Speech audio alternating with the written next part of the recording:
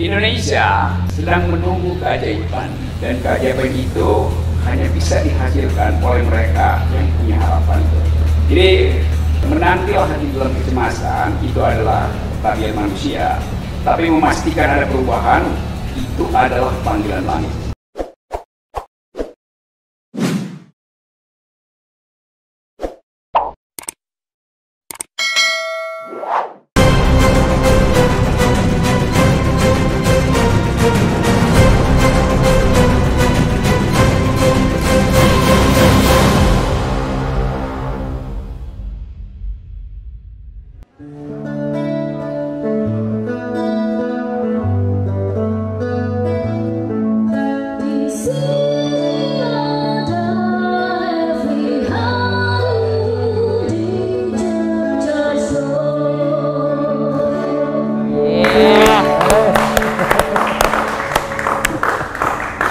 Kita buka juga ya, buka dulu nih di Cecar Show. Ya, sobat RH sekalian, jumpa lagi kita di channel yang keren ini, Keren Cadas. Kali ini di Cecar Show ada tamu yang sangat istimewa. Jadi pertama-tama channel Refli Harun mengundang beliau, dan beliau itu seperti bom molotov, dinamit ya. Jadi untuk meledak lagi di Cecar Show, saya undang lagi. Karena kalau di Cecar itu awal-awal, pertama kali beliau di Cecar Show, awal-awal juga saya undang beliau karena show itu berarti di depan. Beliau adalah pendatang baru yang harus menggerung. Rocky Gerung. Oke, saya panggil Bung ya. Bung, Bang, Bro, suka-suka dah. Kenapa saya panggil Bung? Biasanya orang yang saya panggil Bung itu masih punya kans untuk menjadi calon presiden 2024. Itu kalau nggak dicercah. Kalau nggak dicercah. Soalnya kalau panggil Bang itu biasanya tadi ada Liu Sungkarisma, saya panggil Bang ya. Tapi kalau Babe Ridwan Sadi saya panggil Babe, tapi kalau Bang Rocky saya panggil Bung. Ya udah lengkap itu. Babe Bang Bung. Bang Bung, Bung Rocky ya. Ya, Bung Rocky, terima kasih ya sudah hadir yang kedua kalinya. Saya kalau sama Bung, bisa Bung, terima kasih nanti kalau udah hat-trick hadir ketiga. Oh, hadir ketiga ya. Yang jelas saya sama Bung Rocky nggak perlu basa-basi ya. Pertama orangnya juga kurang sopan. Tapi ada yang kurang ajar. Kurang ajar ya kan. Tapi hebatnya saya harus belajar ya. Mengeluarkan pernyataan dan statement yang ganas terus, tapi lolos terus. Kita tidak sedang belajar atau ngomong undang-undang ITE ya. Bung Rocky. Ya. Di sini ada beberapa segmen ya. Oke. Jadi segmen 1, 2, 3, 4 ya, tergantung nanti situasinya. Tapi kalau sama Bung Rocky mudah rasanya. Saya nggak mau pusing-pusing dengan segmen itu. Saya hanya mau menyebutkan mulai percakapan, diskusi dengan menyebutkan satu nama. Oke. Nanti percakapan akan mengalir seperti Bengawan Solo ya gitu ya. Saya pikir-pikir dulu ya. Nama pertama itu apa yang saya pilih? Apakah nama depannya D ataukah nama depannya J? Apakah nama depannya H ya, yang lagi viral kan? Apa nama depannya G? Karena H dan G itu bisa menjadi sebuah koalisi yang menggetarkan dunia dan akhirat gitu ya. Tapi saya mau nama depannya D dulu ya. Oke. Karena apa ya? fenomena D itu fenomena yang menarik ya. Karena rupanya ada pekerjaan baru bagi military ya, army, Tentara Nasional Indonesia. Namanya adalah ya Maijen Dudung Abdurrahman. Bung Rocky, Kenapa? saya ingin komentar Anda mengenai nama ini. Okay. Mungkin lebih apa yang terlintas gitu. Yang terlintas adalah toko bunga tuh. Oh, toko bunga. Karena Pak Dudung lah yang membuat bunga itu dipesan oleh banyak nama, tapi satu rekening. Mungkin itulah enaknya Rocky Gerung ya. Karena saya lihat itu berjajar di situ, dan saya analisis tidak mungkin rakyat mengirim bunga ke situ, karena satu bunga itu 1,5 juta tuh. Oke. Bunga segitu tuh. Jadi kalau ada 100 bunga di situ 100 juta. Oke. Dan karena dia seragam, nah, saya bikin kesimpulan aja bahwa itu banyak bunga tapi dipesan oleh satu orang itu. Mudah-mudahan dibayar juga oleh orang yang sama. Berarti orang itu hebat ya? Ya itu, mungkin dia dapat inspirasi dari pusat-pusat kekuasaan lalu ambil inisiatif itu. Yang penting ada bukti bahwa bunga terkirim, kira-kira begitu. Oh, bunga terkirim ya. Bunga terkirim untuk membuktikan apa? Untuk membuktikan loyalitas. Oh, loyalitas. Dia menguntungkan si penyuruh tapi merugikan tukang bunga, karena saya dengar banyak tukang bunga yang belum dibayar tuh. Asal di pesan. Dulu waktu zaman reformasi, bunga itu kita suka ngerjain pejabat. Ya. Misalnya waktu pengadilan saudara Nuku Sulaiman itu, yang jadi, terkenal dengan. Sebentar dulu. Oh. Jadi kalau bagi sobat RH yang ini kan banyak milenial yang nonton kita ini 25 sampai 34. Disebut Nuku Sulaiman itu agak bingung juga. Nah, Nuku Sulaiman itu kasus subversif ya. Zaman dulu ada undang-undang subversif, tapi kemudian dihilangkan. Silakan, Bung. Itu teman-teman kita aktivis almarhum yang sangat berani. Tahun berapa Nuku Sulaiman meninggal? Waduh, sudah reformasi sebetulnya tuh. Iya, sudah reformasi. Saya sempat ketemu sekali. Iya itu. Iya, di LBH. Jadi dia sangat berani dan melawan istana atau melawan rejim Soeharto, sehingga dia bikin plesetan SDSB. SDSB itu judi online dulu, bukan judi online, judi bola itu taruhan, tapi dia sebut sebagai SDSB Soeharto dalam segala bencana. Kira-kira begitu tuh. Itu sekitar tahun 95, Bung Rocky. 9 dia menjelang reformasi SDSB. Lalu dia dalam segala bencana diadili. Lalu kita ganggu pengadilan Jakarta Pusat. Kita telepon tukang bunga, kirimin bunga ke situ, kasih ucapan selamat pada si hakim supaya jadi geger di situ tuh. Nah, kita juga nakal waktu itu dan nggak bayar tukang bunganya. Tapi belakangan tukang bunga itu mengerti bahwa itu untuk politik. Jadi mereka bilang, oh udah dah, nggak apa-apa dah, kita kirimin ke situ tuh. Nah, kalau ini kan yang tiba ke Pak Dudung itu sebetulnya kita nggak tahu siapa yang kirim. Jadi mestinya dibayar gitu. Tapi jumlahnya waktu itu berapa bunga? 100 bunga juga? Ya mungkin 20-30 ya 20, tuh, karena dipesan dari Cikini dulu tempat karangan bunga itu. Nah, itu yang menarik Bung Rocky, kalau kita bicara Dudung Abdurrahman ya, kita tahu amanat reformasi itu adalah mengembalikan TNI ke barak, dihilangkan dui fungsi ABRI. Back to barracks. Ya, back to barak ya kan. Cuma yang jadi masalah adalah banyak tuduhan ya. Pada masa pemerintahan Presiden Jokowi ini, justru TNI yang sudah ogah main politik ditarik-tarik. Terbukti misalnya ada komisaris BUMN dari TNI aktif. Ya, menggantikan komisaris sipil yang digusur gara-gara kritis gitu. Ini bukan curhat, ini fakta. Yang kedua adalah ini kita bicara tentang pemulihan ekonomi dan penanggulangan COVID-19. Tiba-tiba saya sebagai ketua pelaksana harian merasa perlu, ya kan, didampingi wakil ketua seorang jenderal angkatan darat, kira-kira begitu ya. Lalu ada juga jabatan-jabatan sipil lainnya yang juga TNI ikut. Nah, saya nggak mau menyebutkan namanya karena sekarang ini kan zaman COVID-19 kadang-kadang dibutuhkan orang itu. Berikutnya yang paling spektakuler adalah ada pekerjaan baru, yaitu menurunkan baliho.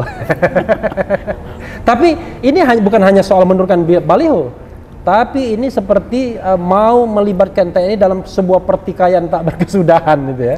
Silakan Bung. Jadi ini bukan sekedar difungsi tentara, tapi multifungsi dari ABRI itu, dari TNI, nurunin baleho, jadi komisaris, jadi satgas segala macam itu. Ini artinya rejim itu nggak punya pride, nggak punya harga diri itu untuk menganggap bahwa kita kuat, rejim ini kuat karena dilindungi oleh demokrasi itu.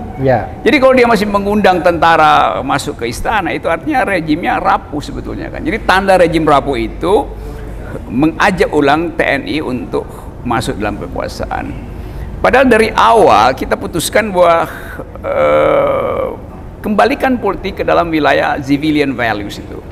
Civilian values, seringkali orang salah menganggap bahwa pemerintahan sipil artinya pemerintahan orang sipil, nggak begitu. Yang berkuasa bukan orang sipilnya, tapi nilai-nilai sipilnya. Karena itu mesti disebut bukan civilian supremacy, tapi the supremacy of civilian value itu. Yang supreme adalah nilai-nilai sipil. Walaupun dia militer presidennya, purnawirawan misalnya, tapi dia mesti tunduk pada nilai-nilai sipil kan itu. Jadi kelihatannya rejim ini nggak ngerti bahwa demokrasi ini kita maksudkan supaya civilian values itu tumbuh di mana-mana. Nah sekarang bahkan orang sipil itu udah belaga tentara kan, karena terkontaminasi dengan. Karena biasanya salah satu cirinya adalah apel siaga biasanya. Iya apel siaga, dikasih seragam segala macam itu jadi sesuatu yang memburuk sebetulnya dan diamati oleh internasional, dan itu yang salah satu penyebab kenapa indeks demokrasi kita diturunkan di dalam banyak skala dunia itu. Yang jelas partly free kita kan, negara yang separuh bebas, ya. Dan itu sejak 2016 loh Bung Rocky, artinya kan sejak pemerintahan Presiden Jokowi. Ya, pemerintahan yang punya legitimasi kuat, dia nggak memerlukan tambahan kekuatan sebetulnya, kan legitimasinya sendiri udah kuat.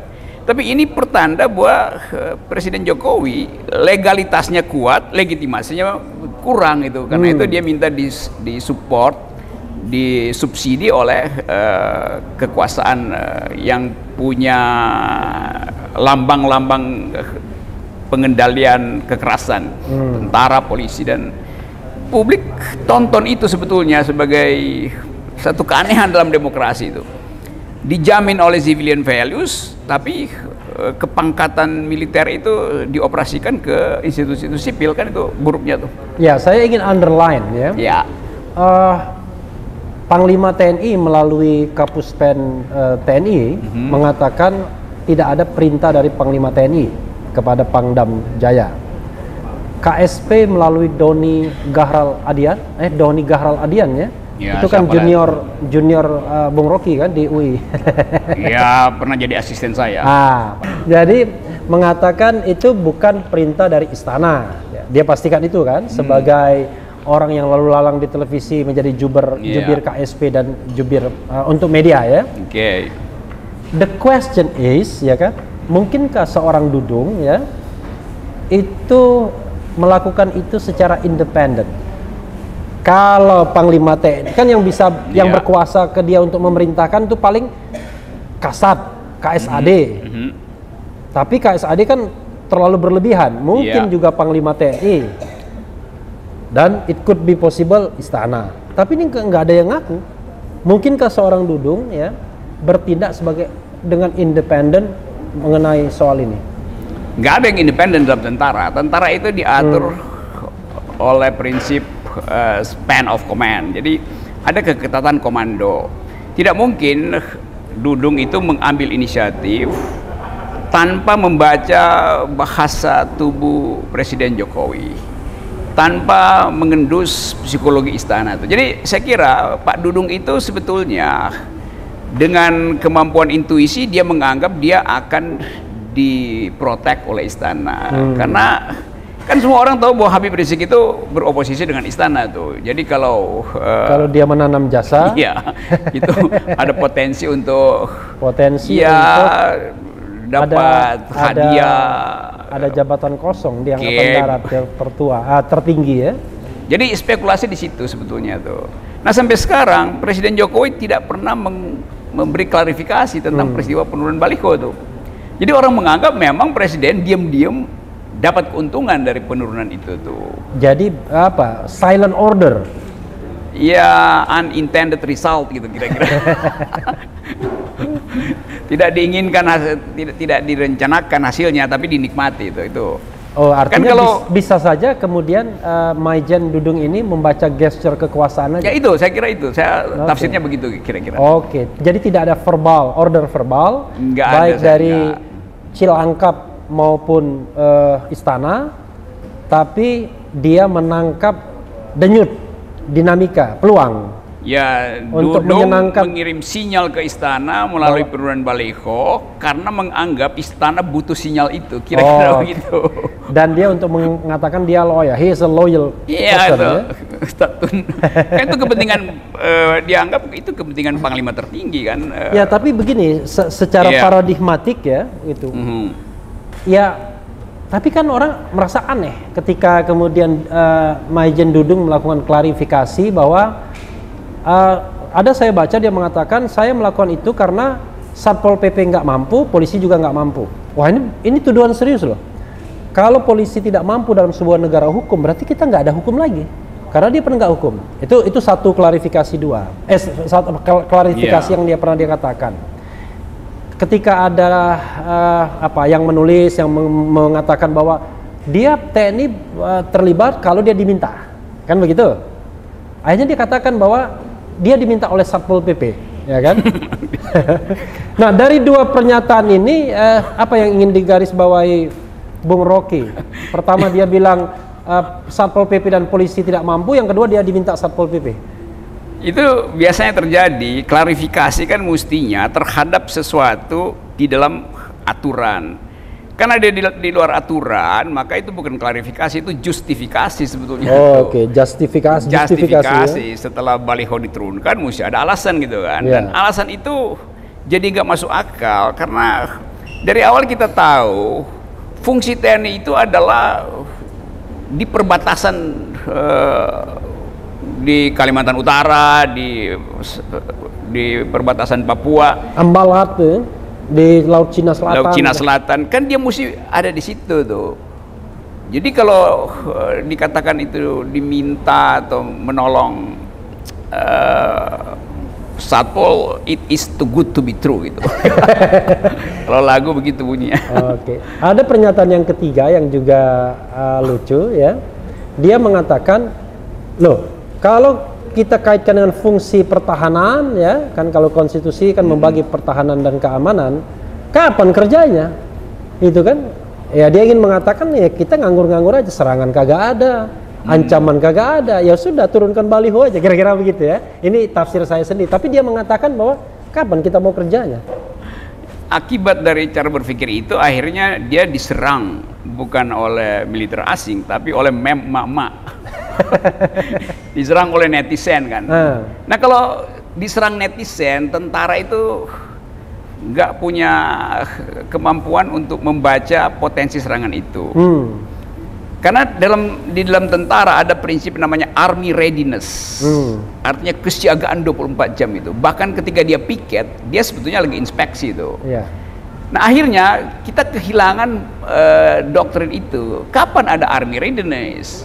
Kalau setiap saat Panglima harus mengintai di mana Satpol yang nggak bekerja tuh, maka dia datang sendiri atas inisiatif sendiri kan. Jadi Anda tidak mampu, mari kami bantu. Ya, jadi dia tafsirin sendiri kalau Satpolnya nggak bekerja itu berarti dia minta bantuan TNI. Itu kan melanggar. Walaupun dalam berita lain saya baca Satpol PP mengatakan nggak pernah minta bantuan. Pasti Satpol PP dari awal tahu bahwa itu jawaban akal-akalan dari Pangdam kan. Karena kata FPI bilang kami baik-baik aja dengan Satpol PP, nggak ada masalah katanya. Iya, ini kan wilayah Tanah Abang itu, wilayah Petamburan itu semacam Bronx itu di New York, seluruh kejahatan ada di situ tuh. Tetapi orang ingin lihat ada semacam si pitung di Tanah Abang itu, maka Habib Rizik mengambil alih. Dari gua hantu ya. Bang Pitung itu adalah Habib Rizik kan, bagi umat di situ tuh. Jadi justru Habib Rizik dianggap sebagai pelindung, bukan kriminal gitu kan. Nah karena itu waktu baliho diturunkan itu rakyat di situ juga merasa loh ini kan jagoan kita, jagoan yang melindungi kita, ngapain dia balihonya dipaksa turun oleh tentara. Dan ya mungkin bisa juga dilakukan semacam diam-diam diturunin lalu difoto disebarkan, ini pasang panser di situ kan. Itu artinya apa ada teroris di dalam situ yang mesti diciduk, itu kan berlebihan show of force-nya itu. Ada yang menganalisis ya, termasuk saya lah. Iya. Kita tahu bahwa dalam era saat ini ya, 1, 2 tahun, 3 tahun terakhir ini kan kalau kita katakan perbedaan pendapat antara pihak oposisi dengan pihak so-called penguasa gitu ya, itu tentara silent. Dia netral, dia tidak memihak apa-apa, tidak ada intention dia untuk katakanlah membela kubu oposisi, tidak ada juga dia mau membackup pemerintah. Tapi ada juga 1-2 fenomena, misalnya ada tentara menyambut Habib Rizik misalnya, ada tentara yang baca salawat dan lain sebagainya. Nah, ada ya kita katakan juga ada kecemburuan barangkali TNI kepada saudara adik kandungnya atau adik tirinya, ya kan? Saya nggak menyebutkan institusinya apa. Jadi dia silent. Tapi di sisi lain, kok penguasa merasa, waduh, kalau kita tidak di backup oleh TNI, nanti jangan-jangan kubu oposisi ini makin gencar menyerang kita dan kita tidak punya pertahanan. Itu bisa nggak dipertanggungjawabkan analisis seperti itu? Artinya memang sengaja ditarik oleh pemerintah sekarang ini. Memang itu real politicsnya begitu. Tapi ketakutan istana itu tidak boleh jadi alasan untuk menyeret tentara ke dalam persamaan politik itu atau komposisi politik di Petamburan. Kan nggak fair kalau istana tidak mampu menandingi hegemoni Habib Rizik lalu pakai kekuatan fisik tuh, walaupun itu hanya pameran. Panser itu adalah sesuatu yang serius kalau dikeluarin panser kan. Nah, simbol-simbol itu yang tidak berhasil untuk meneduhkan suasana politik gitu. Karena nanti misalnya balihonya diturun, lalu setiap penduduk di Petamburan dia pasang bendera Habib Rizik di atas hubungan rumahnya tuh. Bagaimana mungkin tentara masuk ke rumah, kan ada rencana 212 itu suruh mengibarkan bendera Habib Rizik. Ya, itu dan juga pakai baju kaos Habib Rizik. Ini di sini sudah ada yang mau menjadi produsen. Ya kan, itu kan kegembiraan orang menyambut pemimpinnya. Si pitung balik lagi, kira-kira begitu kalau kata orang Betawi itu. Jadi hak dari publik untuk merayakan 212, merayakan Habib Rizik. Jadi mesti dianggap itu sebagai festival politik biasa aja tuh. Justru karena tegang, maka berbagai macam skenario kemudian berupaya untuk dibatalkan. Padahal skenario yang nggak ada, orang cuman mungkin juga diskusi besar itu apa yang ditakutin oleh rejim. Tapi ada satu soal juga yang perlu kita garis bawahi, soal koopsus ya. Koperasi, saya bilang koperasi lagi. Komando Operasi Khusus, Koopsus. Itu pasukan elit yang dibentuk tahun 2019 masa Panglima TNI Hadi Cahyanto. Ya, orang mengatakan karena Hadi Cahyanto ini berasal dari AU dan kita tahu pasukan elit itu banyak yang ada di darat, ya kan? Dia perlu itu untuk mengkomando, tapi dia juga perlu untuk memberikan dalam tanda kutip upeti kepada presiden bahwa ini nih presiden, Anda punya pasukan elit yang bisa Anda perintahkan dan ini trimatra, ya kan? Memang merintahnya melalui saya tapi ordernya oleh Anda. Nah, Koopsus itulah yang pameran di Petamburan, pameran rantis kendaraan perintis. Anda menilainya seperti apa, Bung Rocky? Saya nggak kaget lagi sebab ada presidennya itu, bahkan BIN pernah pameran senjata gitu kan.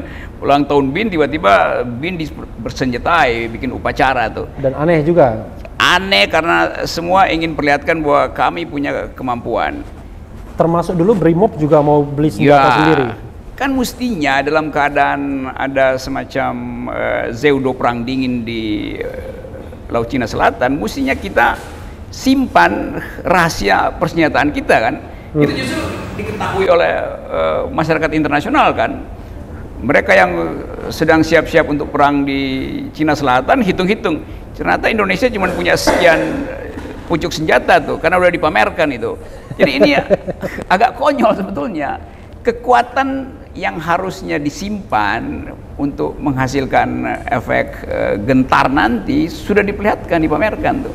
Sehingga lawan udah bisa hitung-hitung. Ya, tapi yang menarik bagi saya adalah ketika dibentuk pasukan khusus gabungan Trimatra yang itu langsung di bawah perintah seorang presiden. Kan menarik sekali. Maksudnya buat apa gitu loh. Ini serius ya Sobat Era sekalian. Saya juga bingung. Karena kan orang ada pasukan elit sendiri, Kopassus, ada pasukan elit sendiri, Pashas, ada pasukan elit sendiri, marinir atau denjaka ya, yang lebih elit lagi. Tapi ini kemudian mereka-mereka yang elit itu dikumpulkan jadi satu dan kemudian dibawa komandonya ke istana. Maksudnya what for? Buat apa? Itu artinya ada analisis bahwa presiden bisa dijatuhin setiap kali dalam waktu 24 jam. Kan cuma itu keterangannya kan, kesiapsiagaan yang maksimal itu maksimum security itu. Padahal nggak ada soal. Tidak ada semacam. Dan seorang Rocky Gerung kan cuma ngomong doang kan sebenarnya kan. Jadi ngomong karena ditanya Refli Harun. Jadi soalnya teman kita Boni Hargen mengatakan tuh ada upaya kelompok-kelompok yang mau menjatuhkan Presiden Jokowi katanya. Dan saya pikir orang tersebut barangkali Rocky Gerung, jangan-jangan. Siapa yang peduli dengan Presiden Jokowi sekarang tuh? Karena Presiden Jokowi secara faktual udah jadi lame duck gitu. Bebek lumpuh itu dalam segala soal itu. Secara ekonomi, secara society. Jadi istilah lame duck itu biasanya pasca pemilihan ya. Seperti Trump sekarang. Donald Trump itu lame duck office ya kan? Iya. Menunggu pelantikan tanggal 20. Tapi ini kan pelantikan nanti tanggal 20 Oktober tahun 2024. Kenapa dibilang lame duck? Yang bilang lame duck itu saya menyimpulkan hasil analisis surveyor kan. Kompas yang pendukung Jokowi mengatakan bahwa legitimasi Jokowi itu udah di bawah 50%. Itu artinya dalam bahasa Inggris lame duck, udah lumpuh sebetulnya tuh. Baru 1 tahun udah lame duck. Nanti sampai tahun kedua jadi bebek panggang tuh. 6 tahun dong, sudah 6 tahun.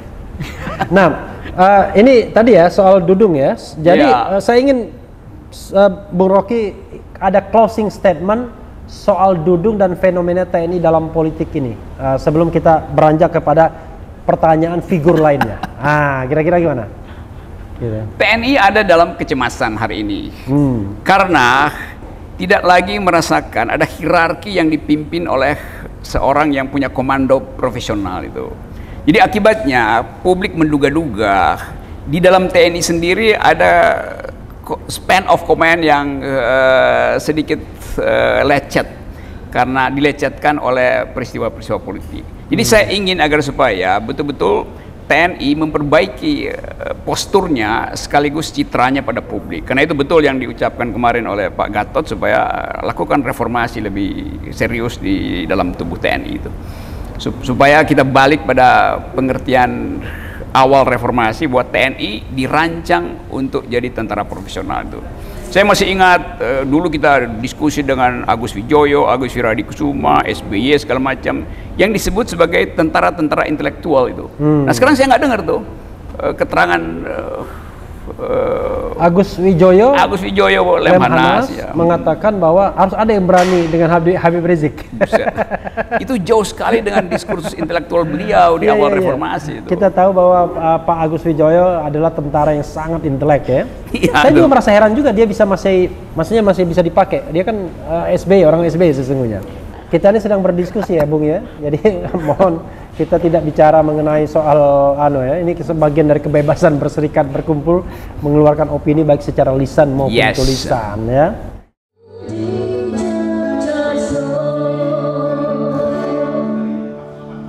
Tadi nama nomor pertama ya, nama pertama DUNG. Dekat sekali nih dengan istilah yang sering dikeluarkan oleh Bung Rocky ya. Tapi saya tidak menyebutkannya ya, sobat era sekalian ya. Yang jelas Dudung. Setelah Dudung, saya ingin kita balik lagi yang menyebabkan Dudung menjadi menurunkan baliho ya kan. HRS. Kadang-kadang orang menyebutnya MRS. Kadang-kadang cukup HR ya kan. Jadi yang pertama itu Habib Rizik Syihab. Kadang-kadang Muhammad Rizik Syihab. Kadang-kadang Rizik Syihab, tapi belum MRG ya, belum Muhammad Rocky Gerung. Karena luar biasa ya. Atau HMG. HMG apa? Habib ya. HRG ya, Habib Rocky Gerung ya kan. Oke. Saya lebih tepat Habib RH. Saya akan mengatakan ya, Bung Rocky kadang-kadang mengatakan begini. Saya bilang Rocky oke lah. Kita plesetkan sedikit rookie ya. Rookie itu kalau draft NBA itu pemain yang Shooter. apa istilahnya, bukan pemain yang melejit, bukan yang ini pemain baru. Pemain baru yang di draft melejit biasanya itu rookie, pemain baru. Yep. Pemain bintang baru, tapi bintang baru yang masih awal, rookie. Gerung itu menggerung. Kalau anak bayi kan gerung, menggerung. Makanya saya bilang agar kita bisa menggerung lagi, ya kan? Kita butuhkan pemain baru, new player. Yes. Cuma katanya begini, bilang Refli Harun itu Re itu kembali, fly itu terbang. Iya. Jadi untuk kita kembali terbang, Harun harus ada yang turun. Harun harus ada yang turun. Kita nggak ngomong tentang kekuasaan ya, kita ngomong singkatan kan? Kita ngomong tentang singkatan nama kan? Jadi Bung Rocky, saya ingin tanya mengenai nama ini, Habib Rizik Syihab. Itu nama yang membuat istana susah tidur. Karena mengiang-iang terus di kuping mereka, besok Habib akan undang siapa, besok Habib akan mengucapkan kalimat apa tuh, besok Habib akan diwawancara oleh siapa tuh. Jadi istana kehilangan fokus karena ada sumbu politik baru di Jakarta, dan tentu sumbu itu akan tumbuh secara nasional, yaitu ini sumbu pendek atau sumbu panjang ini? Ini sumbu pendek sebenarnya, karena jaraknya hanya dari jalan kira-kira Menteng. Dari Menteng, Ya, Menteng Petamburan. Dari Menteng Petamburan itu jaraknya pendek. Gatot dan Habib Rizik. Tapi tergantung, kalau ditariknya dari Menteng dekat, tapi kalau ditariknya dari Bung Rocky punya tempat, Sentul, Hambalang. agak jauh. Silakan Bung. Ya, saya justru ke Jakarta buat mendekatkan mendekatkan sumbu itu. Sumbu itu. Iya. Jadi Habib Rizik berasal dari simpanan memori politik kita tentang perubahan tuh. Kita ingin agar supaya ada pengimbang kekuasaan, maka kita butuh oposisi. Ternyata Pak Jokowi bilang Indonesia demokrasinya tidak memerlukan oposisi. Tetapi publik menganggap tanpa oposisi tidak ada kritik gitu. Lalu energi untuk beroposisi itu ditampunglah di Petamburan itu. Jadi salah istana sendiri. Kalau ada oposisi, orang nggak akan berkumpul mengakumulasi kemarahan dan kejengkelan politik di Petamburan kan. Jadi ini desain yang memang terbentuk secara historis karena istana menolak oposisi itu. Jadi biasa aja, Habib Rizik tiba pada momentum yang tepat, dan orang melihat dia bukan sekedar momentum tapi bisa jadi monumen. Nah, istana takut kalau ada monumen baru tuh yang namanya yang Habib lebih Rizik. Tinggi daripada monumen nasional. Itu soalnya. Ini monumen Petamburan tidak mungkin dibangun lebih tinggi kan, tempatnya nggak ada soalnya.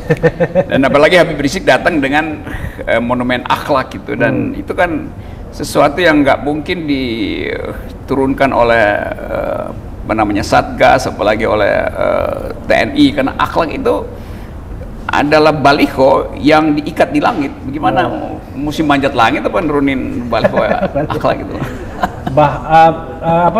Yang diikat di langit dan ditanamkan di bumi ya. Seperti yang ditanam di bumi itu moral. Moral. Nah, itu yang nanam itu namanya Gatot Nurmantio. Kalau yang digantung di langit Habib Rizik. Nah, oke, nanti kita akan bicara soal ini ya, dengan subjektivitas seorang Rocky Gerung ya. Tapi kalau kita lihat ya, termasuk saya dulu menganggap FPI itu dan Habib Rizik itu tidak lebih dari sekedar, tadi juga kita pernah tanya Muhammad Kodari juga di sini ya, dengan sinikal mengatakan kalau nggak salah ya, ini kan kelompok kalau eksis ketika Ramadan, ya kan, kira-kira begitu. Yang kerjanya razia-razia, dan kesan itu kan tertanam kuat sebenarnya dahulu kala ya, kira-kira 10 tahun yang lalu kan begitu. Tapi sekarang kok seperti sudah tumbuh menjadi sebuah kekuatan politik baru ya. Apa memang kayak itu, kenapa bisa begitu? Yang tadinya ini, mohon maaf nih ya, FPI dan Habib Rizik awalnya kan kesannya ya seperti orang mengatakan dengan segala hormat dan mohon maaf, preman berjubah, orang bilang begitu kan? Ya. Tapi sekarang kok seperti tumbuh seperti pusat oposisi jadinya. 10 tahun lalu saya kasih pidato kebudayaan di tim itu. Iya. dan maki-maki FPI. Iya betul, saya kritik habis-habisan untuk FPI itu. Masih Iya, ada jejak digitalnya. Iya. Karena saya jengkel kelakuan FPI itu, bubarin pawai merah putih di Monas segala macam. Beberapa teman saya bocor kepalanya tuh. Ya itu waktu itu Wardah Hafid ya. Ya itu. Kaum miskin kota ya waktu Betul. waktu itu. Jadi saya memang dulu nggak anggap ini FPI ini preman aja tuh. Tapi FPI tahu bahwa dia disorot sebagian buruknya, karena itu dia berubah kan. Oke. Jadi orang yang jengkel pada FPI itu yang nggak berubah karena dia merasa ini masih 10 tahun lalu. Padahal FPI udah ngangkat mayat di Aceh, udah bantuin puing-puing di Palu, saya lihat sendiri jejak itu tuh. Jadi orang nggak bisa lihat perubahan postur politik, perubahan cara berpikir dari Front Pembela Islam. Bagi saya mereka sekarang adalah Front Pembela Indonesia tuh. Jadi itu sebetulnya yang menyebabkan saya harus membela FPI. Bukan karena Habib Rizik, tapi hak dari kumpulan yang menyebut FPI untuk memperlihatkan perubahan posturnya. Nah, Habib Rizik juga berubah. 3 tahun ada di luar negeri, tentu dia paham bahwa dia harus perlebar spektrum politik itu tuh. Kalau ingin memimpin oposisi atau bahkan memimpin Indonesia. Dan benar, Habib sekarang terima semua orang kan. Iya. Bahwa gayanya itu masih ceplas-ceplos, masih dianggap kasar, yaitu bawaan aja, bawaan anak Tanah Abang memang begitu. Betawi juga begitu, asal jeplak aja. Jeplak, ya. Tapi kan kita mesti lihat apa yang ada di dalam pikiran Habib Rizik soal kemaslahatan, soal kemajemukan, soal relasi internasional. Saya kira lengkap di situ. Dan saya bicara dengan beberapa teman di situ. Munarman tuh sekjennya teman saya guru politiknya dan saya kira termasuk orang yang dimaki-maki Bung Rocky dulu, Munarman. Dulu tuh gila lu gila lu man. Terus si Maman kasih keterangan dong gini. Ini Munarman uang kita gila, uang kita galau. Tapi dia bersahabat dengan saya, teman diskusi yang tajam. Ya, orangnya hatinya baik banget, lembut banget. Penampilannya juga yang begitu karena dia Palembang. Dulu bahkan kalau ada mungkin FPI dulu menyerbu LBH ketika Maman masih di LBH juga dia lawan juga kan. Tapi kemudian Maman si Munarman ini punya pengetahuan tentang human rights, sarjana hukum yang pintar, punya akses internasional di dalam isu. Jadi saya percaya bahwa Maman bisa menghasilkan diskursus baru di FPI. Dan kelihatan perubahannya ya. Perubahan tuh. Saya beberapa tokoh saya diskusi, wah hebat betul, tajam betul. Itu seperti Bung. Saya share sedikit itu perjanjian Hudaybiyah. Jadi kalau di zaman Nabi itu ada yang namanya perjanjian Hudaybiyah itu begini. Kalau ada kelompok kafir Quraisy itu menyeberang ke Madinah akan dibalikin. Tapi kalau ada orang Madinah yang ke Mekah, ya sudah silahkan saja, nggak perlu balik. Orang Nabi Muhammad ya dimaki-maki waktu itu, bukan dimaki-maki ya, disesalkan. Kok perjanjiannya berat sebelah? Giliran orang kita pergi, kita biarkan, orang lain datang ke tempat kita balikin ke dia. Perjanjiannya begitu. Iya kan? Orang maki-maki. Oh ternyata justru mereka yang datang ke Madinah lari dari Mekah karena ada Quraisy itu dikembalikan ke Mekah lagi, dia muncul sebagai agent of change di sana, sebagai penyebar agama malah. Itu. Jadi saya ingin mengatakan fenomena Munarman itu jangan-jangan begitu. Dimasukkan ke FPI. kan kayak kolek dulu kan, orang yang bergerak di ranah kiri lah sedikit ya kan, tiba-tiba nyebrang ke kanan. Ya karena selalu ada peristiwa yang menjelaskan mengapa seseorang justru fungsional di tempat yang tak terduga. Dan itu yang ada di kita tuh. Nah orang selalu menganggap bahwa FPI itu kanan itu. Iya. Ya memang kan identitasnya Islam itu. Iya. Ada kiri, PDIP itu. PRD dulu. PRD, bahkan itu juga teman-teman saya. Jadi saya kenal spektrum itu. Tetapi mengkanan-kanankan FPI artinya menghindari percakapan dengan yang kanan. Sama juga dengan mengkiri-kirikan PDIP. Dan itu historis karena karena kanan kiri yang membangun negara ini kan. Iya. Sila kelima Pancasila itu jelas kiri itu, social justice itu kiri. Juga ada tafsir agama bahwa itu juga adalah pesan agama, keadilan sosial. Perdebatan di konstituante itu kanan dan kiri Ada yang ingin negara Islam, ada yang ingin negara sosialis, ada yang ingin bikin kerajaan sultan. Jadi kita pernah menghidupkan perdebatan intelektual di bidang ideologi. Nah, sekarang ditutup perdebatan itu karena ketakutan tadi. Yang ada adalah pameran arogansi itu, bukan lagi pameran inteligensi. Ini semacam ketidakmampuan untuk berdialog atau sebenarnya karena nggak mau repot saja? Bukan, itu karena ketidakcukupan otak gitu. Jelas begitu kan. Kalau otaknya cukup dia bisa hadapi siapa aja gitu.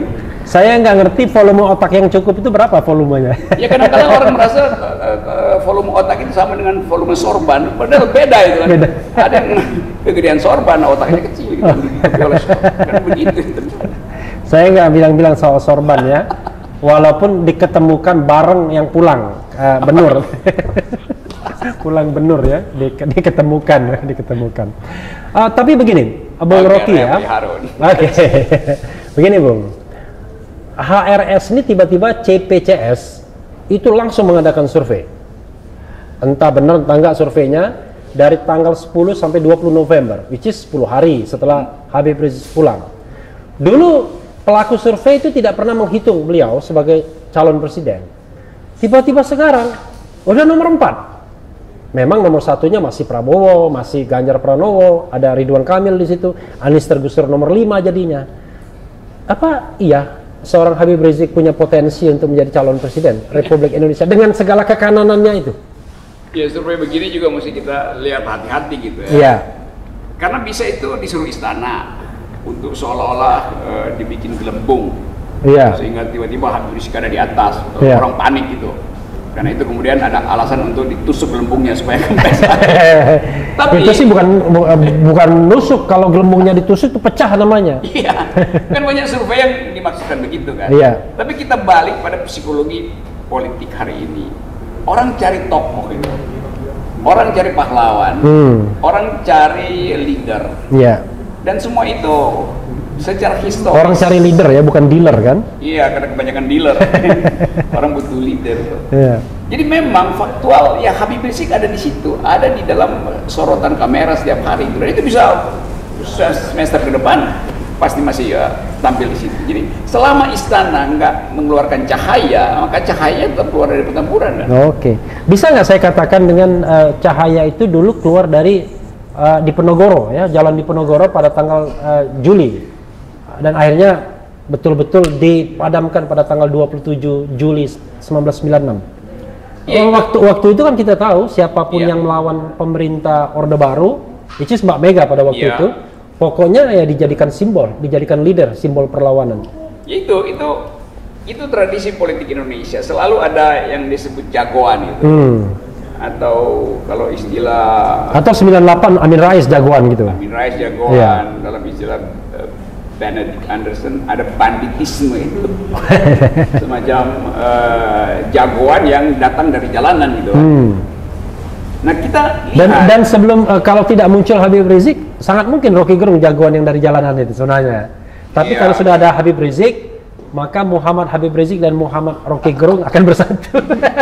Kalau saya pasti dicercar, bukan dicecar gitu. Tapi itulah fasilitas yang disediakan oleh sejarah. Dalam keadaan kemacetan, sejarah selalu menghadirkan alternatif yang tak terduga itu. Nah, istana sekarang dia cemas karena ada faktor Habib Rizik. Tapi bukan istana yang cemas, partai-partai juga harus hitung balik kan komposisi pencalonan itu. Poros Kertanegara Teguh Umar juga harus dihitung balik itu. Karena orang atau Golkar mungkin menganggap bahwa lebih pantas dia berdampingan dengan Puan ketimbang Prabowo nih. Nah, itu Golkar ambil poin dari peristiwa Benur ini segala macam.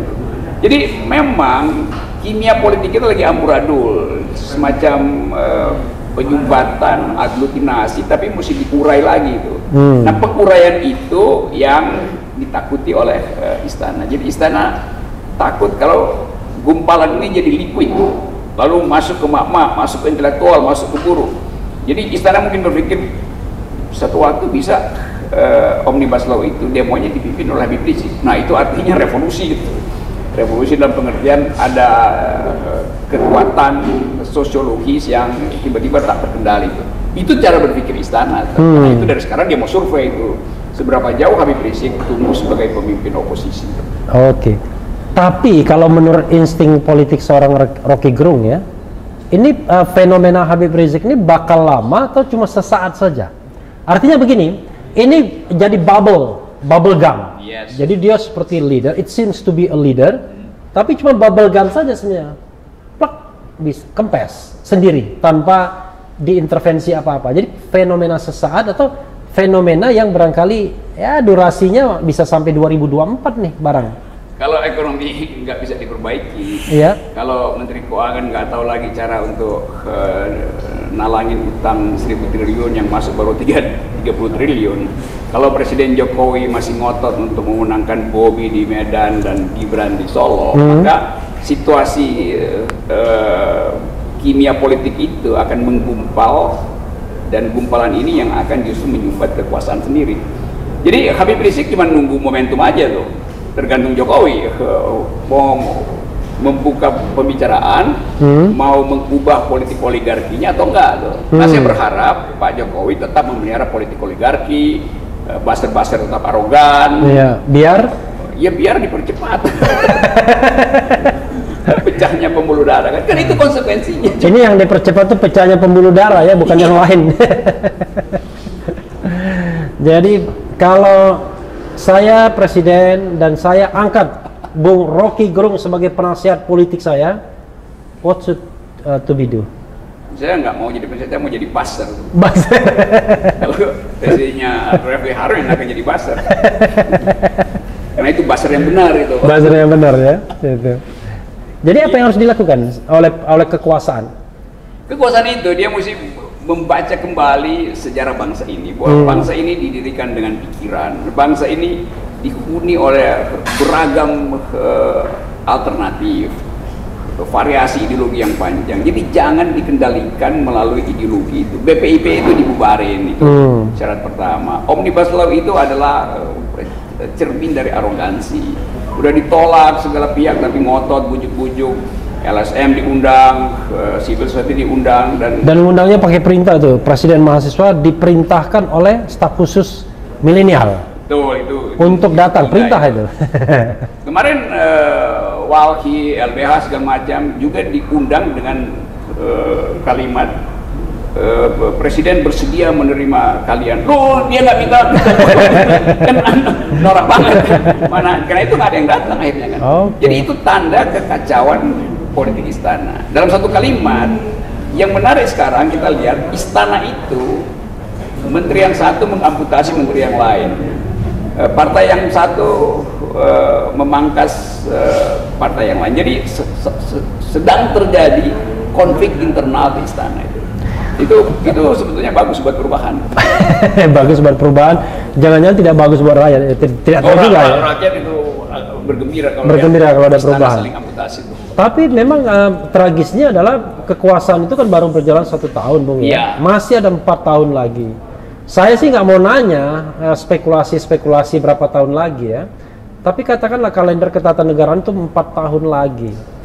Kondisi saat ini kalau istilah film G30 PKI-nya itu, ini Ibu Pertiwi sedang hamil tua atau sebenarnya kita dalam fase yang ya tidak normal, tapi sebenarnya masih bisa dikendalikan sampai 4 tahun ke depan masih bisa mengikuti agenda ketatanegaraan. Saya 2 hari lalu ada di Medan itu mengamati politik pemilihan wali kota Medan. Itu saya pelajari. 2 hari yang lalu di Medan untuk menjadi tim kampanye. Enggak, saya Bobi Nasution. Saya datang ke situ untuk menghalangi oligarki. Dan terlihat sekali bahwa istana setiap hari mengirim pejabat tinggi ke situ, menteri inilah, menteri itulah. Kan itu artinya istana gugup melihat perkembangan politik di Medan kan. Karena Medan akhirnya jadi ibu kota politik, karena pertaruhan politik negeri ini ada di Medan dan di Solo gitu kan. Jadi sangat tercium semacam aura atau hawa yang tidak segar dalam politik. Dan itu menandakan bahwa political decay, pembusukan politik itu berlangsung terus. Jadi kalau saya bikin kalkulasi, ya mungkin semester depan ketika negara-negara lain udah mulai bersiap-siap untuk take off ekonominya setelah COVID relatif teratasi, kita justru tertinggal di landasan karena pesawatnya kelebihan lemak inflasi itu, karena kita Bank Indonesia disuruh cetak uang agar supaya ada uang beredar, tapi itu melanggar prinsip-prinsip prudensial dari perbankan internasional. Lalu perpecahan masyarakat karena intrik dari kekuasaan, ingin mengadu domba terus-menerus karena nggak ingin lihat ada persatuan oposisi. Jadi seluruh variabel itu akan terbaca mulai memperlihatkan efeknya semester depan. Itu udah pasti semester depan, karena nggak ada keterangan untuk menghentikan itu kan. Jadi hukum-hukum sosiologis akan menyimpulkan bahwa perubahan itu akan dipercepat. Kalau kita pakai bahasa ya, bahasa makna leksikal, efek itu kan bisa positif bisa negatif. Jadi ini efek yang mana nih? Ini efek yang double negatif. Double negatif. Yang super negatif. Super negatif. Lain kalau presiden punya kemampuan untuk membaca masa depan, lalu dia keluar dengan ide yang brilian. Misalnya setiap minggu presiden ada di depan kamera televisi dan bicara tentang masa depan, hubungkan dengan pengetahuan dia tentang sejarah Indonesia. Lalu orang melihat garis baru, arah baru, politics of hope, berbasis politics of memory. Tapi presiden nggak mampu, dan punakawan-punakawan di situ kan mediocre semua kan. Jadi coba kita tanya siapa analis kebijakan yang bisa. Jadi ini unable or unwilling? Ya, unable itu menyebabkan unwilling. Aduh, ITE. Itulah. Nah, itu susah. Itu alarm bagi demokrasi kita sesungguhnya. Ya, itu alarm itu. Jadi ketika kita berbicara dan otak kita direpresi oleh fenomena ITE dan lain sebagainya, disitulah kebodohan sesungguhnya sedang mengintervensi kita semua mungkin ya. Ya, rakyat mengalami psikotik, mengalami tekanan batin secara sosial karena nggak ada kejelasan dari nasib. Ya, nasib semester depan aja nggak bisa diprediksikan.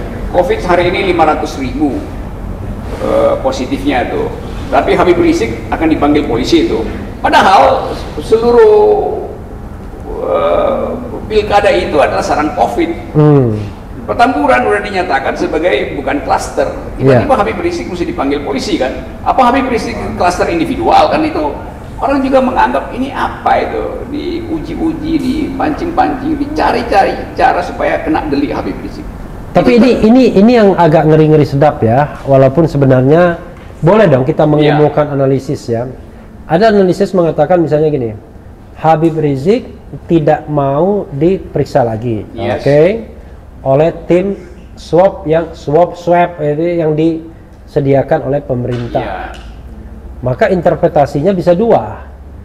Pertama, Habib Rizik takut ketahuan kalau dia COVID. Yang kedua, Habib Rizik takut COVID juga, tapi COVID yang diekspor ke dia. Ya karena itu, jadi pikiran Habib Rizik kemudian dibaca oleh kekuasaan bahwa Habib Rizik tahu dong taktik kekuasaan kan. Tapi di atas segala-galanya itu, ya orang berhak untuk mengatakan enggak, saya nggak mau diperiksa. Kenapa emang? Jadi hak asasi itu harus dihormati itu. Nggak ada hak negara untuk paksa harus diperiksa karena diduga COVID itu. Tiba-tiba saya teringat rekan kita itu Bima Arya, wali kota Bogor. Yang maksa-maksa rumah sakit Umi ya, rumah sakit Umi untuk membuka rekodnya Habib Rizik. Bagaimana itu dokumen medis itu hanyalah hak keluarga. Kalau Habib Rizik COVID, ya keluarga yang mesti beritahu kan. Kalau dia bukan COVID, ya jangan dipaksa-paksa untuk di-COVID-kan kan. So kan itu seolah-olah dicurigai Habib Rizik itu udah COVID gitu. Iya. Kan itu kecurigaan politis kan. Karena kalau Habib Rizik COVID itu jadi headline. Kalau beberapa menteri positif COVID tapi disembunyikan, orang nggak persoalin. Padahal kasusnya sama kan. Jadi sekali lagi privacy itu tidak boleh diintervensi oleh negara. Saya nggak anggap bahwa soal pemanggilan Habib Rizik itu semata-mata karena rumah sakit tidak mau buka medical recordnya, tapi itu adalah variabel politik yang berupaya untuk mengacak-acak sebut aja bawah sadar publik, karena menginginkan secara tidak sadar istana menginginkan supaya Habib Rizik terbukti COVID. Kan itu bawah sadarnya begitu kan, keinginannya begitu.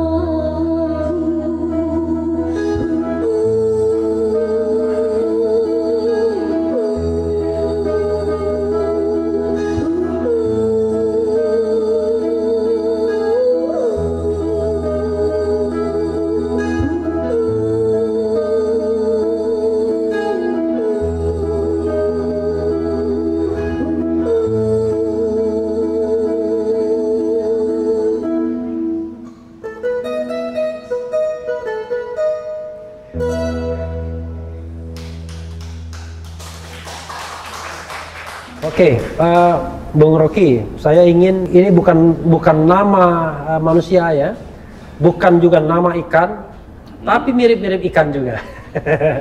Nama itu adalah benur. Jadi saya pernah mendengar pernyataan Bung Rocky antara benar dan benur. Ternyata walaupun mau benar mau benur diborgol akhirnya ya. Oke, Bung. Apa yang ingin Bung Rocky sampaikan kalau mendengar kata-kata benur ini? Saya ingin dengar kalimat itu diucapkan oleh Pak Prabowo. Tapi sekalipun kata benar itu diucapkan oleh Prabowo. Jadi saya menganggap Gerindra kehilangan momentum. Harusnya Pak Prabowo menit kedua setelah kasus itu dibuka, dia langsung bikin tindakan etis, yaitu memecat Edi Prabowo, supaya publik menganggap bahwa ada konsistensi dalam pikiran Prabowo. Jadi nggak usah timbang-timbang efek politik dulu tuh kan. Kan tindakan etis pertama adalah memecat, karena Prabowo sendiri yang janjikan bahwa dia akan mengejar koruptor itu, bahkan menyeret istilahnya, menyeret kembali, menyeret sendiri, iya, memenjarakan sendiri dan mengejar sampai ke Antartika, dia sebut begitu loh. Oke. Karena di Antartika nggak ada benur kan, karena beku nanti benurnya. Jadi sekali lagi, politik itu ada bagian yang final, yaitu etiknya tuh. Soal nanti dia bikin transaksi baru dengan Jokowi, siapa nanti akan diganti oleh siapa aja, atau Pak Lison mau ganti, itu urusan belakangan. Tapi publik ingin dengar keterangan etis dari Prabowo, dan itu udah telat sekali. Jadi bahkan Edi Prabowo mendahului dengan dia mengundurkan diri kan? Iya itu. Tapi kan tetap yang orang ingin hitung, apakah Prabowo lagi tunggu sinyal dari Ibu Mega? Apakah Prabowo sedang berunding dengan Ketua Golkar? Apakah Prabowo betul-betul ingin mengundurkan diri sekaligus itu sebagai pertanggungjawaban? Nah soal ini juga ditunggu oleh Jokowi kan? Jokowi kan nunggu sinyal Prabowo juga tuh. Jadi politik kita ditahan oleh kepura-puraan sebetulnya tuh. Oleh kepura-puraan dan kalkulasi 2024. Yes, kepura-puraan demi kalkulasi 2024. Di situ buruknya politik. Padahal pemimpin itu di awal dia mesti putuskan satu statement yang jelas supaya rakyat tahu bahwa dia pemimpin. Nah pemimpin yang siksa ragu-ragu itu artinya dealer bukan leader. Tapi Bung ya, kalau kita bicara reward and punishment ya, tidak terbukti juga mereka yang bersikap jelas dan oposisional itu akan dapat reward. Makanya mungkin Prabowo membaca ini, jadinya saya presiden bukan karena saya timbul dan tenggelam bersama rakyat, tapi kalau saya di-endorse oleh the ruling party mungkin ya, dan didukung oleh mungkin state aparatus misalnya. Karena itu justru yang lebih menjamin jadinya seorang menjadi leader leader. Kalau saya bikin kalkulasi hari ini, kalau Prabowo mengatakan saya memecat Edi Prabowo, itu tambahan 12-20% itu dapat Gerindra hanya karena kalimat itu. Kalau Prabowo bilang sekaligus saya mengundurkan diri karena tanggung jawab etis saya terhadap janji untuk memberantas korupsi, maka langsung dapat 60% tambahan. Berarti suara dia menjadi 75%? Bahkan 85 mungkin. Maka dia bisa call untuk lakukan percepatan pemilu. Kalau Gerindra 80%, ya lakukan aja percepatan pemilu kan. Jadi sebetulnya satu peristiwa etis bisa merubah persamaan politik. Nah peristiwa etis itu yang tidak dimanfaatkan oleh Pak Prabowo karena pertimbangan-pertimbangan pragmatis. Tapi kan itu mengandaikan bahwa masyarakat kita mendapatkan informasi yang tidak disinformatif kan? Kan kadang-kadang kan apa yang disampaikan penguasa, apa yang disampaikan kaum kubu oposisi itu bisa sampainya berbeda itu di masyarakat melalui media sosial kan? Omongan Bung Rocky yang A bisa jadi B, bisa jadi C, bisa jadi D. Pasti akan dikulik-kulik oleh istana untuk pengendalian pikiran publik. Tapi kan ada channel Refli Harun, ada channel Rocky Gerung, ada channel Nena Warisman, Fadlizon. Dan sekarang orang lebih percaya channel ini daripada ucapan-ucapan dungu dari istana itu. Iya kenapa? Ya, bikin survei aja tuh, nggak ada orang yang percaya kalau ada juru bicara istana ya dianggap ya itu apa namanya kaset doang yang kita udah bisa baca tuh dan keterangannya normatif. Gitu. Tapi soal Benur ini Bung ya, kan yang menarik adalah ini menteri yang kena pertama di periode kedua. Periode pertama ada Idrus Marham ya kan, dan ini yang kena partai yang belakangan ikut dalam kubu koalisi ini. Dan juga ada yang namanya apa? Paradoks luar biasa. Prabowo dianggap sebagai menteri terbaik, ya survei Kodari, survei ada lagi. Ini yang terburuk, benar-benar terburuk sebelum ditangkap. Ini apa maunya kira-kira, katakanlah kejadian ini mau mengarah kemana sebenarnya? Mungkin kalau dari kesimpulan ini benarnya akan ditunggu sampai jadi lobster baru dipersalin. Jadi momentum ini memperlihatkan bahwa istana punya variabel lain dalam melakukan kalkulasi politik. Sangat mungkin ada semacam analisis bahwa Prabowo bisa memanfaatkan situasi politik baru. Karena itu lebih baik di abort. Oh, oke. Gitu. Sehingga atau diperlambat dulu ya? Iya. Sebelum di abort. Sehingga mungkin Pak Jokowi merasa ya lebih aman dengan Golkar gitu, karena Golkar ditawan oleh oligarki yang sama itu. Prabowo ya oligarkinya dia sendiri itu kan, jadi bisa dianggap bola liar. Saya kira begitu dugaan saya, sehingga orang menganggap bahwa memang Pak Jokowi sebetulnya punya maksud yang tidak terucapkan dengan peristiwa ini, atau implisit Pak Jokowi memang ingin lakukan balancing baru di dalam kabinet. Iya, tapi persoalannya adalah kan menjadi capres bagi Prabowo harga mati pastinya. Nggak mungkin dia mau jadi cawapres kan? Dan skenario mengatakan dia akan berpasangan dengan Puan Maharani. Dia dianggap baik sama Megawati, baik juga sama Jokowi. Nah, dan mereka sudah punya pengalaman bekerja sama. Lalu dengan fenomena seperti ini, apa untungnya bagi Jokowi dan bagi katakanlah the ruling party ya? Saya kira faktor itu terlalu terang benderang dan itu mencemaskan partai yang lain. Golkar misalnya menganggap kita yang backup presiden habis-habisan, kok kenapa Prabowo yang seolah-olah jadi anak emas untuk menjamin Jokowi pasca lengsernya tuh kan. Nah itu yang harus dilihat secara lebih hati-hati, dan ya kita bayangkan aja nanti mungkin ada nasi goreng baru antara Ibu Mega dengan Pak Erlangga Hartarto kan. Dan itu bukan lagi nasi goreng telur, nasi goreng lobster. Lobster ya. Gini, yang ingin saya katakan adalah bagi Prabowo ya, kan dia kan tidak punya peluang lain kecuali dia tetap dalam pelukan istana. Ya. Oke lah, sekarang kroni istananya. Karena kalau dia mau di luar itu, mungkin sudah nggak diterima lagi. Ya, di atas kertas nanti sudah nggak diterima lagi. Kecuali ada poros ketiga mungkin ya. Tapi poros ketiga kan poros zombie mengambang-ngambang. Yes. Artinya kan sebenarnya ya Prabowo nggak ada pilihan lain. Tetap aja dia akan di sana kalau dia berambisi untuk jadi calon presiden. Itu keterangan Refli tadi yang menerangkan kenapa sampai sekarang Prabowo itu gagu, gugup untuk mengucapkan sesuatu kan.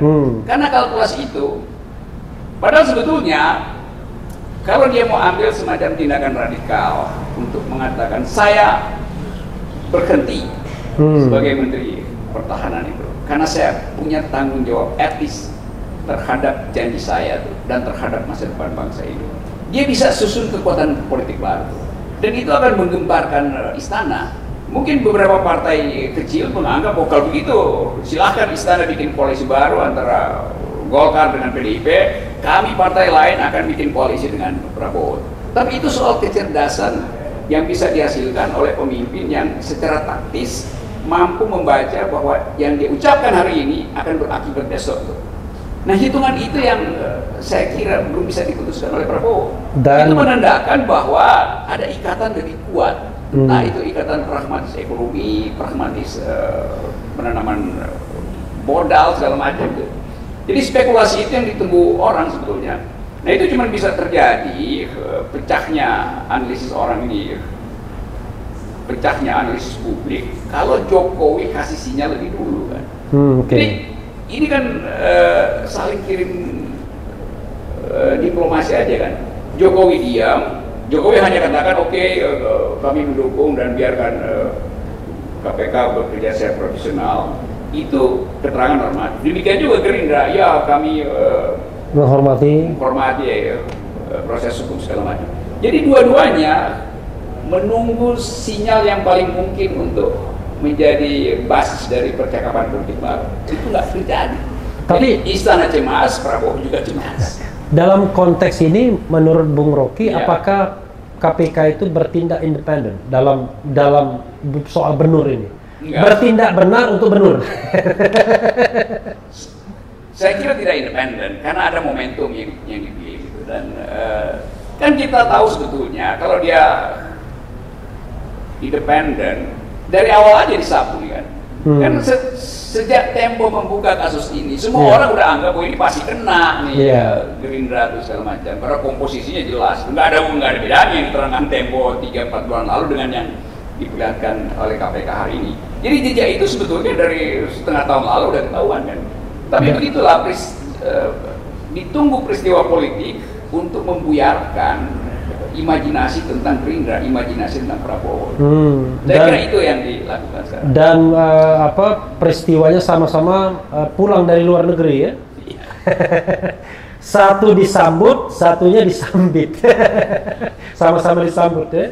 Disambut halayak publik dan disambut oleh KPK.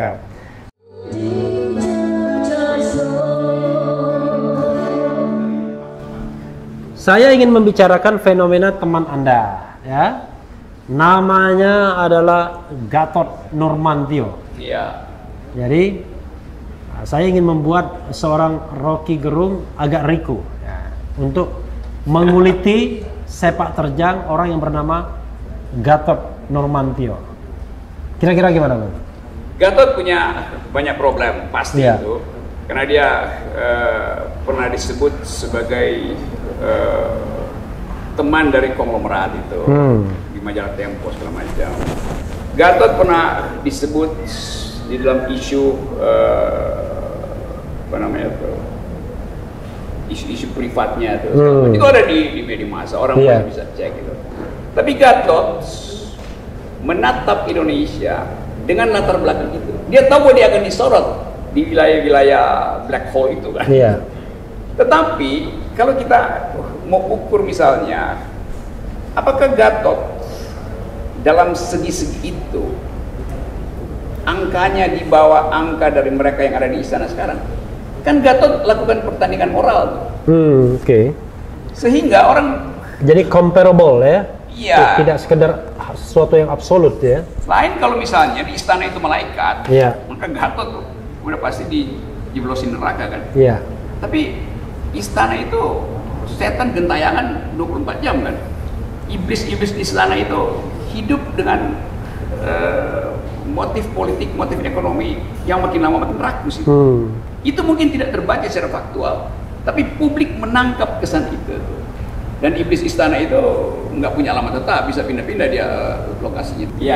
Ini Bu, menyela sedikit, ini Anda berapa kali dilaporkan dan berapa kali diperiksa? Mungkin masih ada 7 laporan dari kepolisian dan udah lupa kali polisi ini memeriksa saya karena sibuk mau periksa habis. Kadang-kadang kita prihatin ya. Padahal kita tahu bahwa percakapan ini kalau dipelajari anak-anak muda milenial kan, mungkin akan menghambat hedonisme.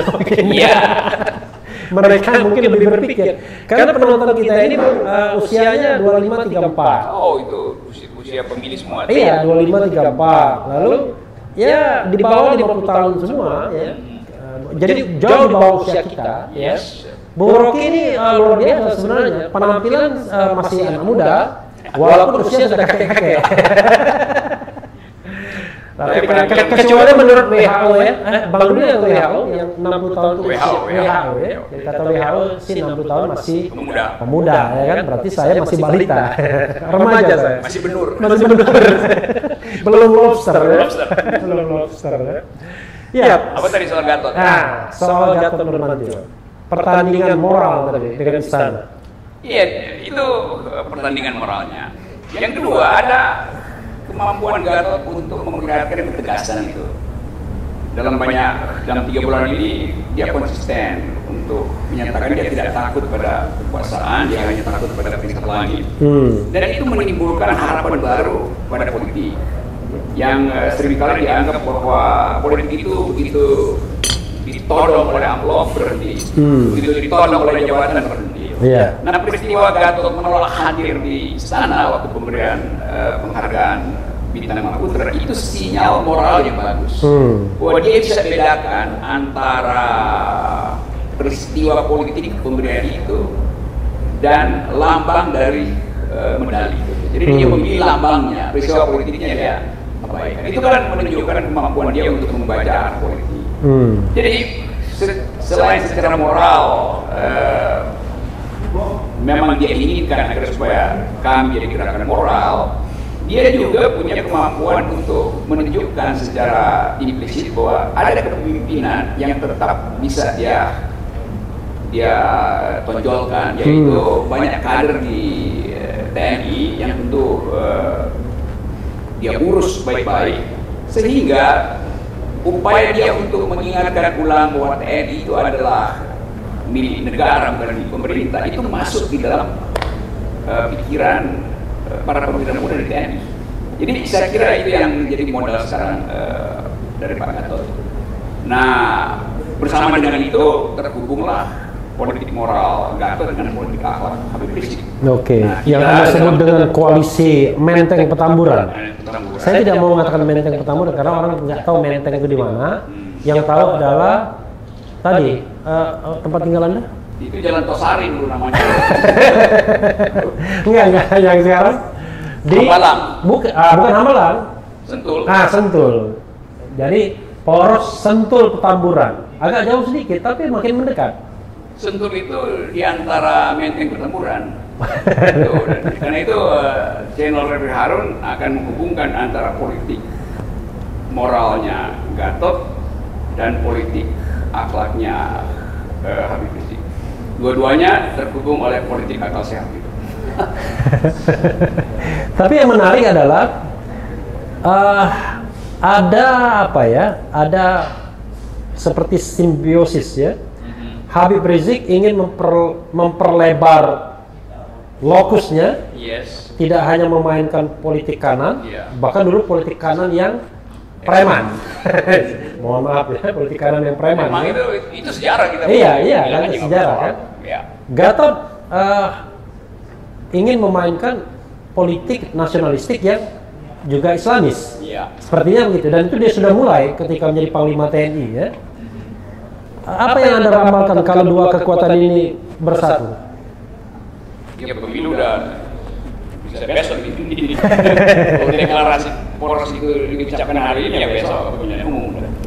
Karena gairah rakyat tidak lagi ingin menunggu siklus normalnya, siklus elektoralnya, tapi siklus yang dipercepat. Dan itu dimungkinkan dalam konstitusi kan. Sebagai ahli tata negara saya akan minta Refri untuk menerangkan kemungkinan itu diucapkan secepat-cepatnya. Ya, saya kan hanya mengatakan saja by constitutions itu yang namanya pergantian presiden itu bisa karena pemilihan, itu kan setiap 1 kali dalam 5 tahun, bisa karena pemberhentian, itulah impeachment. Bisa karena sang presiden mengundurkan diri, dan itu pernah terjadi semua dalam politik kita kan.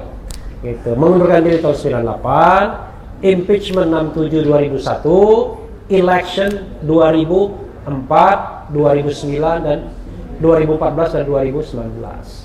Sejarah itu punya rumus sendiri itu, dan kadang-kala rumus sejarah itu yang akhirnya dipakai sebagai tafsir dari konstitusi itu. Jadi kalau faktanya sudah terjadi ya konstitusi terpaksa mesti dicarikan. Tidak hanya tafsir tapi juga teks. Jadi ketika impeachment itu terjadi, maka teks konstitusinya memberikan kewenangan buat MK. Nah, itu dia tuh. Coba dicatat ini referensi.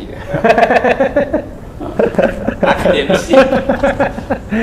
Tapi Bung, tadi belum dijawab ya. Apa?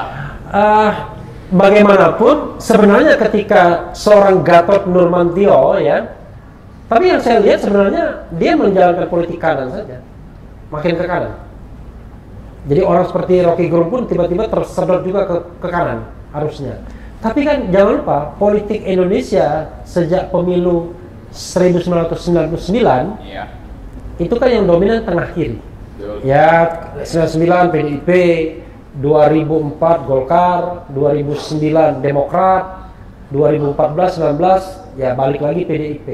Dan bahkan sekarang lebih mengenaskan kan, PDIP nomor 1, Golkar nomor 2, Gerindra nomor 4 Nasdem, baru nomor 5. Tapi 5 pun ikut juga ke tengah kiri. Jadi ketika ada fenomena Gatot dan HRS, apakah itu cukup kuat untuk menggoyang hegemoni politik tengah kiri sejak reformasi ini? Ya, kalau kita lihat statistiknya, politik Indonesia itu selalu ada di sekitar tubuh dari bell curve itu, kurva lonceng itu. Dan memang dasarnya adalah percakapan politik sejak negara ini didirikan itu. Jadi kurva lonceng itu nggak terlalu ekstrim ya? Iya, dia. Tapi yang menang tuh kiri luar tetap begitu sekali bandel bergerak juga. Ya, itu. Gitu. Tapi di kiri luar juga ada fraksi Islam kan, karena PDIP nggak mungkin bagian itu, sehingga ada Baitul Muslimin. Iya, gitu kira-kira. Tapi yang penting adalah peristiwa-peristiwa politik belakangan ini pasti dipelajari baik oleh Gatot maupun oleh Habib Rizik. Bahwa tidak mungkin politik itu masuk di dalam spektrum kanan atau ke kiri. Jadi dua-duanya sedang belajar untuk mengayun-ngayun. Ya, berayun-ayun dan berupaya untuk cari titik keseimbangan tuh. Nah, saya percaya bahwa politik Indonesia selalu mampu untuk menemukan titik keseimbangan. Jadi dua tokoh ini, juga ada tokoh lain, dari Rizal Ramli disebut segala macam, ada macam-macam itulah. Nah, keadaan ini yang akan diolah nanti oleh masyarakat sipil. Setelah seluruh postur politik, pikiran politik diucapkan, Gatot harus ucapkan sehabis-habisnya apa yang dia bayangkan tentang keadilan, bagaimana relasi sipil militer. Habib Rizik juga harus ucapkan apa yang dia maksud, misalnya dengan keadilan sosial, apakah basisnya agama atau basisnya kebijakan itu kan. Jadi percakapan publik inilah yang ingin kita olah itu, supaya seluruh segmen dalam masyarakat kita mampu membaca pikiran dari tokoh-tokoh ini. Dan saya dengar penasihat politik dari kedua tokoh ini Profesor Rocky Gerung. Saya baru bikin kerangka dan kurikulumnya. Jadi kira-kira itu keindahan politik. Nah, kekuasaan selalu tidak ingin melihat itu. Karena itu nanti kekuasaan akan terus mendorong Habib dan Gatot itu ke spektrum kanan kan. Biar dia terlokalisir di sana dan mudah di apa-apain. Ya, mudah dibersihkan gampangnya kan, dikeluarkan dari belko. Tapi kalau saya lihat fenomenanya misalnya tuh, emak-emak Menteng, kelas menengah Menteng yang secara sosiologis kurang tune in sebetulnya dengan kultur petamburan, juga pergi ke petamburan. Menarik nih ya. Itu soalnya tuh. Demikian juga intelektual. Dosen-dosen yang tadinya alergi datang ke Petamburan karena menganggap itu markas markas preman. Datang ke situ. Karena melihat bahwa Habib itu bisa memperlebar spektrumnya tuh. Gatot dan kita bisa mendapatkan akal sehat di sana. Sangat banyak di situ. Kalau kamera ini digunakan di situ, wawancara di situ. Atau nanti insya Allah Habib Rizik yang kita undang ke sini ya. Oh, pasti mau Habib Rizik gitu kan. Insya Allah. Dan Pak Gatot. Gatot tentu lebih siap karena sebagai tentara dia kenal Medan Indonesia, tidak mungkin jadi kanan, tidak mungkin jadi kiri gitu. Nah, Gatot momennya memang berupaya untuk mengucapkan hal yang bertolak belakang dengan istana, itu politik moral, dan politik moral itu yang paling aman adalah cari referensinya di dalam agama. Dan itu yang diucapkan terus oleh Pak Gatot. Saya kira nanti juga akan melebar, sama seperti Habib Rizik akan ngomong tentang keadilan sosial, Gatot akan ngomong tentang kemajemukan, bangsa segala macam. Ini cuman introduction dulu. Iya, itu kata pengantarnya masih gitu tuh. Nanti bab 1 saya kira. Iya, karena Anda menyebutkan tokoh yang katakanlah sekarang berada di spektrum kanan, dianggap dan mau dipojokkan seperti kanan. Kok saya tiba-tiba harus menyebut nama satu ini, ya Anies Baswedan jadinya. Tapi ini sebagai epilog ya, bukan tersendiri dihubungkan dengan dua nama tadi. Anies sudah menabung integritas. Anies sudah menabung yang biasa disebut political ethics itu, keefektifan politik. Dan dia tentu mulai menghitung di mana posisi dia di dalam spektrum pencalonan politik ke depan itu.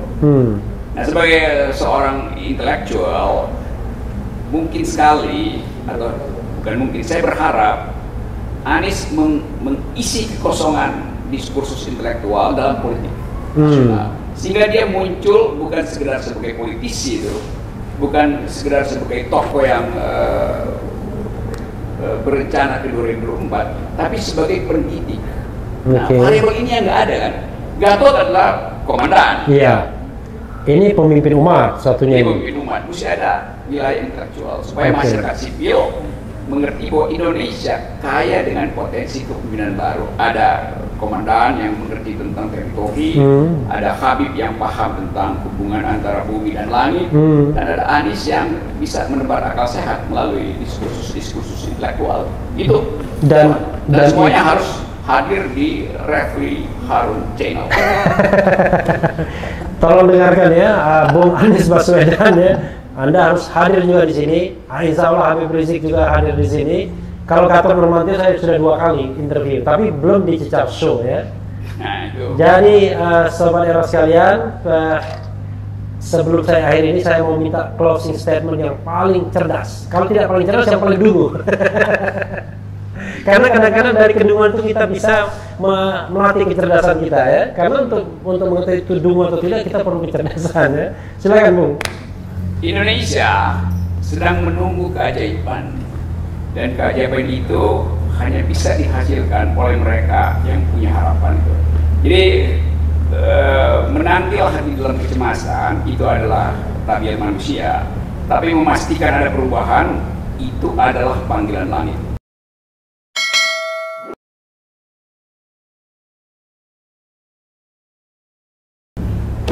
Luar biasa. Bisa diulangi lagi nggak? Kalau diulang nanti saya edit sendiri jadi kacau. Iya, sobat era sekalian, itu di Cecap Show dengan Profesor Rocky Gerung. Kata profesor itu saya dapatkan 2 hari yang lalu dari Habib Rizik ya. Profesor Rocky Gerung. Hancur. Yang penting tetap di channel ini, karena di channel ini Anda akan dirayu, ditipu, dibaperin, dicecar, diuber pula di jalur khusus. Karena channel ini adalah channel yang mengancam, memeras, dan membenci. Jangan lupa subscribe, like, comment, and share. Like, harus.